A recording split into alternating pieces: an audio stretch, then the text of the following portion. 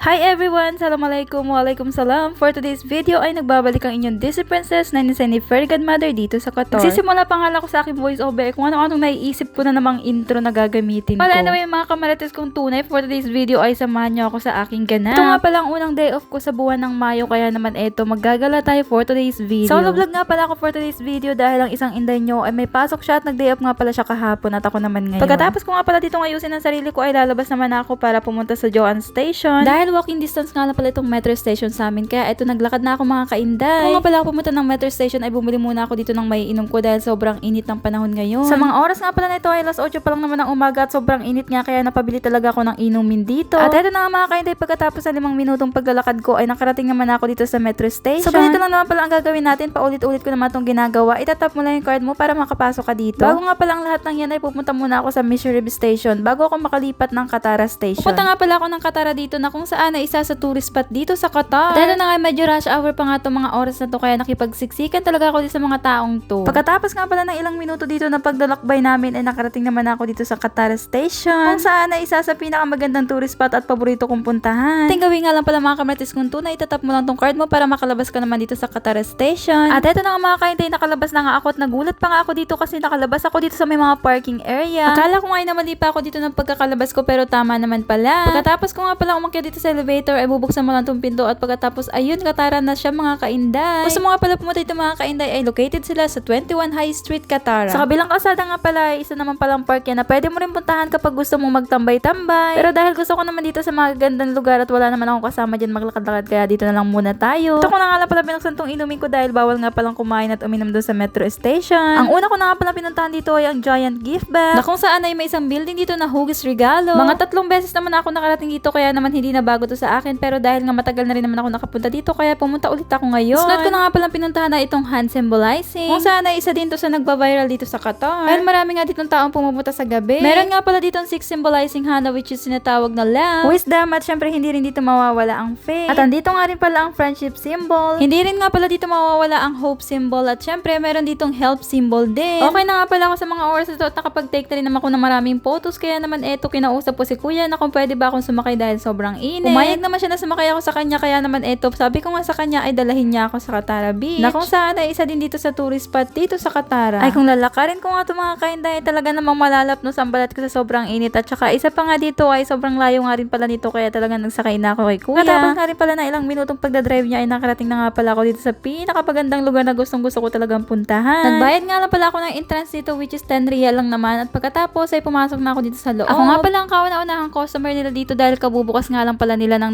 9 o'clock. Gusto mo nga rin pala mag-rent ng kubo nila dito o cottage, ay pwede ka rin naman mag-rent, 10 real lang naman din. Pero sabi ko nga dito kay ate, hindi na ako magre-rent dito dahil nga madali lang naman ako at magpipicture at magvi-video lang naman ako. Mula 9 AM hanggang 11 PM naman daw pala ay bukas tong beach na to, kaya naman pwede kayong pumunta mga guys. Pwede ka rin daw pala dito mag-swimming, pero hanggang alas 6 lang ng hapon. Itong beach ka pala na ito ay bawal ka rin pala dito magsuot ng bikini. Dahil wala naman pala akong plano mag-swimming dito, kaya naman nag-picture at nag-video lang naman ako at naupo ng mga ilang minuto para makapagpahinga. Sobrang ganda nga pala itong lugar nito sa akin dahil sobrang tahimik, peaceful, at sobrang linis nga pala itong mga kainday. Kaya kung ako sa inyo mga kamartes ay pumunta na kayo dito at mag-relax at mag-enjoy. Sa likod nga lang din pala ito ng symbolizing hana, kung saan ay located pa rin sa Katara at tinatawag nga pala itong Katara Beach. Inagaan ko talagang mamasyal dito mga kainday dahil mamaya nga ay alam ko magigising na ang aking partner at mag-uusap na nga kami. Habang tulog pa nga siya sa mga oras na to ay lumayas na muna ako sa bahay at namasyal ako dito mag-isa para naman mag-enjoy dahil gustong gusto ko talagang puntahan tong Katara Beach na to. Wala daw yung mga kamartes, na pagod na nga pala ako sa mga oras na to. Kaya naman nag-abang na lang ako ng masasakyan dito para naman makarating ako ng mabilis sa aking pupuntahan. Libre nga lang pala yung sasakyan na yun sa paggagala-gala mo dito, kaya walang problema kung napapagod ka, pwede kang sumakay sa kanila. Nagpahatid na nga lang pala ako dito sa Katara Station dahil nga pagod na rin naman ako at uuwi na nga ako. Nakarating na nga pala ako dito sa loob at itatap ko na nga pala tong card ko. Ayun nga lang, wala na pala siyang laman. Kaya naman ito mga kainday, wala tayong magagawa. Maglalaman tayo ng card natin para makapasok tayo dito sa loob ng station. Pagkatapos ko nga palang lamnan na inantay ko lang naman tong train na dadating. Manggagaling nga pala ako dito sa Katara, papunta naman ako ng Mission Rib to Joanne Station. Iba-iba nga pala yung line ng mga metro station dito, kaya kailangan mo talaga mag-ingat kasi kapag namali ka ng sakay, may mapapalayo ka talaga. Wala na yung mga kamartes, pagkatapos nga pala ng ilang minuto ay nakarating naman ako dito sa Alsan. Pero dahil gutom